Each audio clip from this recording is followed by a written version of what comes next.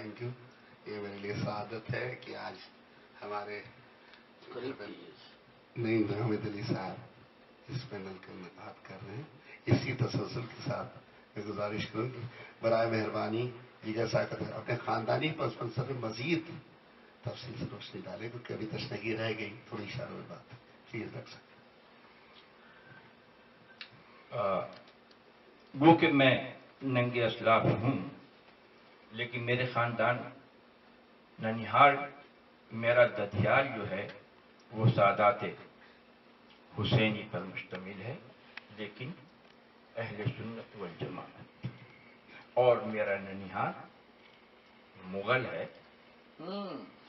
میرے دادا مرحوم سید محمود علی، میرے پردادا سید محمد علی اور میرے نگر دادا سید روشن علی و الی سیدنا امام اعظم امام حسن. اور میری ننیال میں میرے نانا مرزا قاسم بیگ. مرزا قاسم بیگ کے دو بھائی تھے. مرزا قاسم بیگ چھوٹے جو میرے نانا یعنی میرے والدہ کے والد، اور ان کے بڑے بھائی تھے مرزا طاہر بیگ طاہر مراد آبادی. طاہر بیگ طاہر مراد آبادی کی بر صغیر کے شعری پس منظر بلکہ سیاست میں بھی انتہائی اہمیت کی حامل شخصیت تھی. آپ لوگ جانتے ہیں کہ تحریک خلافت مولانا محمد علی جوہر جس کے روح رواں تھے، تو مرزا طاہر بیگ طاہر مراد آبادی ان کے بہت قریبی ساتھیوں میں تھے. اور اس حوالے سے ایک نظم بر صغیر کے تمام انسانوں کے دلوں میں کی دھڑکن بن کے گونجی ہے. بولی اماں محمد علی کی جان بیٹا خلافت پہ دے دو، ذات تیرے ہے شوکت علی بھی جان بیٹا خلافت پہ دے دو. یہ میرے نانا مرزا طاہر بیگ طاہر مراد آبادی کی نظم ہے. اور طاہر بیگ ظاہر ہے کہ میرے والدہ کے سگے تایا تھے.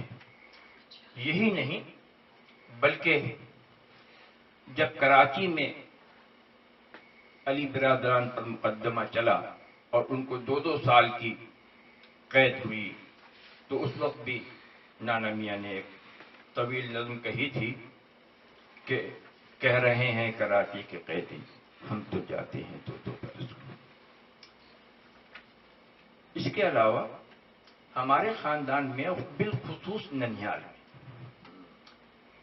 میرے ماموں مرزا عاصم بیگ عاصم مراد آبادی نظم و شاعر باکمال مقرر.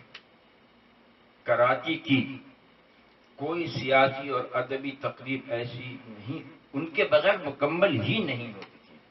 بے تکان بولنے والے قیوم لیگ کے سیکریٹری نشر و اشاعت ہوتے تھے. ماموں صاحب کا انتقال 2005 میں ہوا. اسی طرح مرزا طاہر بیگ طاہر مراد آبادی کے فرزند مرزا ماہر بیگ ماہر مراد آبادی. آپ لوگ کراچی گئے ہوں گے اور کراچی ایئرپورٹ سے نکلتے وقت جو قد اعظم سے بھی کچھ 10-12 گنا زیادہ بڑے بڑے بورڈ آپ نے لگے ہوئے دیکھے ہوں گے بڑے حکیم صاحب کے، وہ مرزا ماہر بیگ ماہر مراد آبادی میرے ماموں اور کوئی حرج نہیں میرے یعنی ماہر مراد آبادی جو کہ رینبو سینٹر ہے وہ اس میں ان کا مطلب تھا. انتقال ہو چکا ہے. اب ان کے بیٹے اس کو دیکھتے ہیں.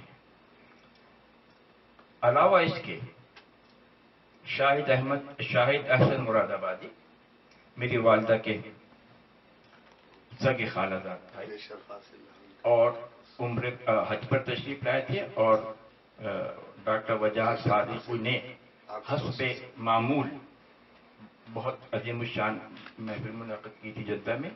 مجھے اس کا ذکر پہلے بھی کرنا چاہیے تھا اور آپ کو بھی، لیکن بہرحال تو واقعہ یہ ہے کہ ہمارے خاندان میں شعر کہنا کوئی بڑی بات نہیں تھی، بلکہ اگر کوئی شعر نہیں کہتا تھا تو کہا جاتا تھا اچھا آپ شیئر بھی نہیں کر سکتے. اب ایک اور حوالہ جو کہ بہرحال کافی حد تک ذرا دور کا ہے، یعنی حضرت جگر مراد آبادی. جگر مراد آبادی میری پر نانی کے کزن تھے. اچھا وہ کزن امزاد تھے، ماموزاد تھے، خالوزاد تھے، یہ مجھے نہیں معلوم، کیونکہ اب پر نانی کا انتقال ہو گیا، نانی کا انتقال ہو گیا. ہمارے بزرگوں میں سے تقریباً جو اس بات کی تفصیل بتانے والے ہوتے ان کا انتقال ہو چکا ہے. اور جگر تو اس صورت سے میں دور کا ان کا پر نواسا ہوتا ہوں. یہ بات تو آپ سب لوگ جانتے ہیں کہ حضرت جگر مراد آبادی لاولد تھے. کبھی کبھی لوگوں نے مجھ سے یہ سوال کیا ہے آپ ان کے پر نواسے کیسے ہو گئے، وہ تو لاولد تھے. تو میں کہتا تھا خدا کا شکر ہے کہ آپ کو یہ تو معلوم ہے کہ وہ لاولد تھے. ظاہر ہے یعنی وہ رشتہ دور کا صحیح، لیکن ایک حوالہ یہ بھی ہے.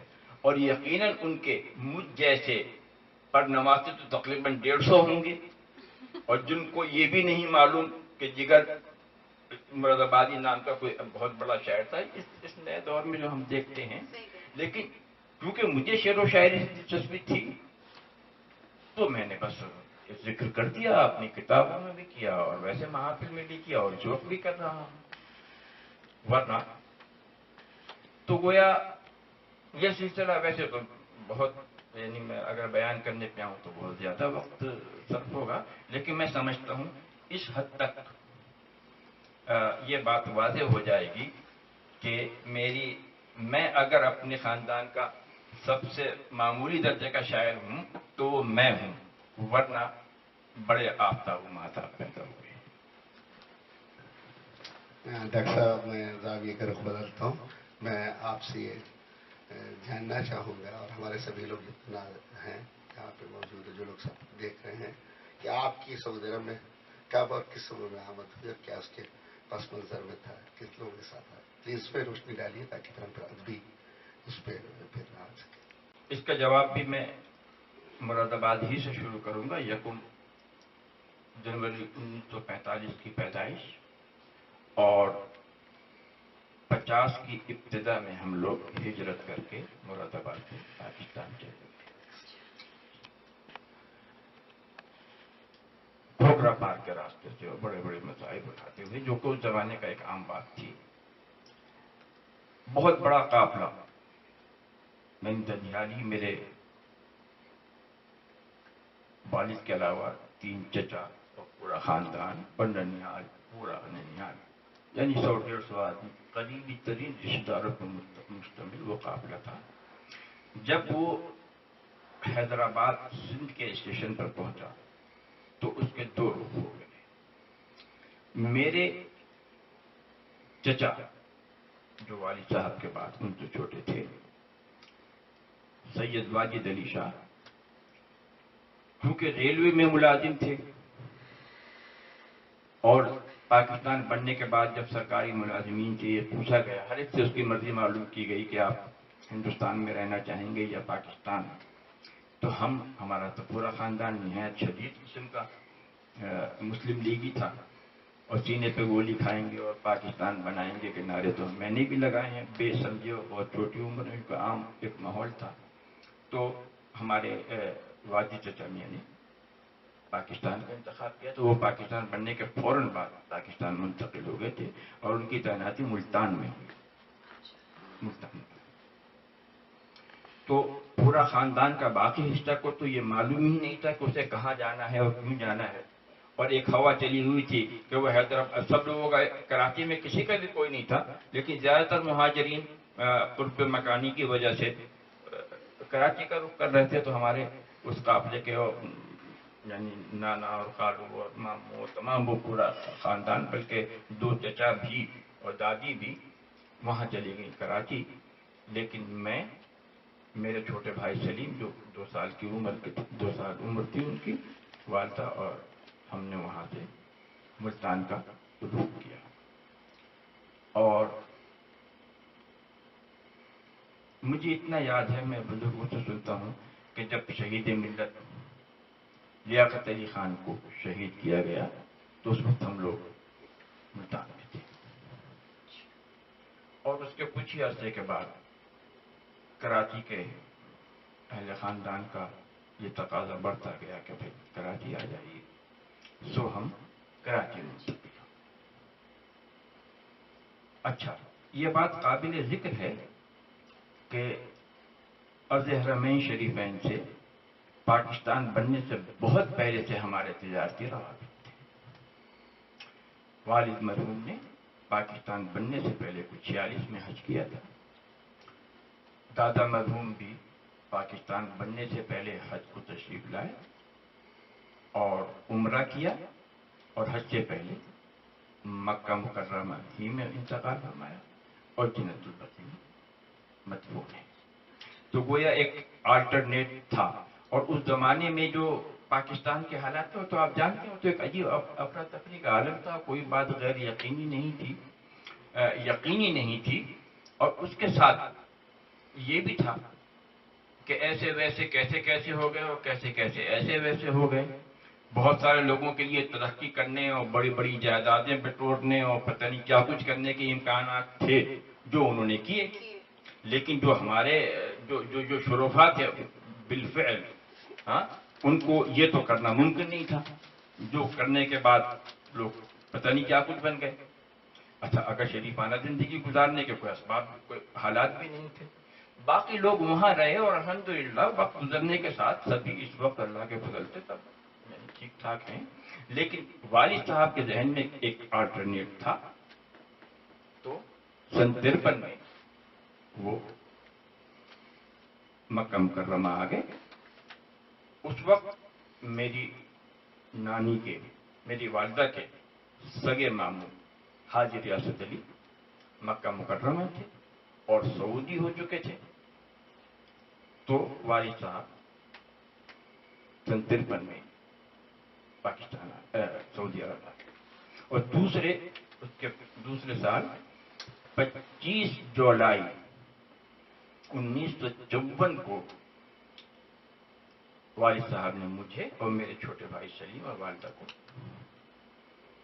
حج ہی کا زمانہ تھا، کیونکہ 25 جولائی اس وقت موافق تھی 25 ذی القعدہ کی 1373 ہجری، 73 ہجری اور 54 عیسوی، اور 25 جولائی اور 25 ذی القعدہ مساوی چل رہی تھی، تو گویا میں 55 سے یہاں ہوں، اور بس میں سمجھتا ہوں